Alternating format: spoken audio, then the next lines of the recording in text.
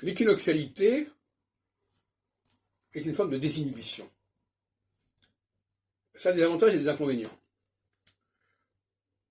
Parce qu'on ne prend pas de précautions, et souvent prendre des précautions, c'est faire des choses terribles. On va tuer des gens par précaution, par prévention. Comme la Shoah, par exemple, ça a été, en fin de compte, une prévention, en disant, après tout, il vaut mieux que les Juifs soient éliminés, c'est encore la meilleure solution, c'est la meilleure garantie. Mais en même temps, l'équinoxialité, c'est la prise de risque. Risque, c'est aussi parfois quelque chose de déraisonnable.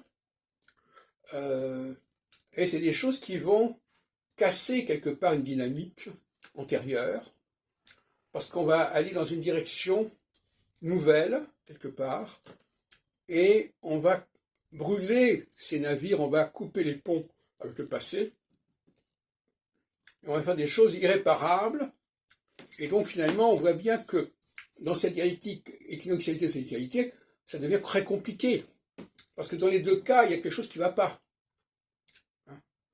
et qu'il faut gérer.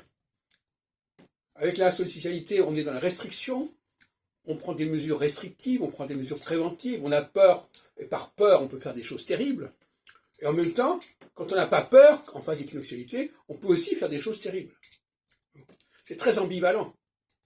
Mais c'est pas la même chose. Dans un sens, il faut se méfier, quand on est en phase sollicitale, il faut se méfier de la lutte de précaution, et en phase équinoxiale, il faut se méfier de prendre des mesures, de faire des décisions sans peser les conséquences, sans apprécier la situation, en coulant quelque part, en se coulant, en hypothéquant ses chances, et en liquidant et en bradant éventuellement le passé.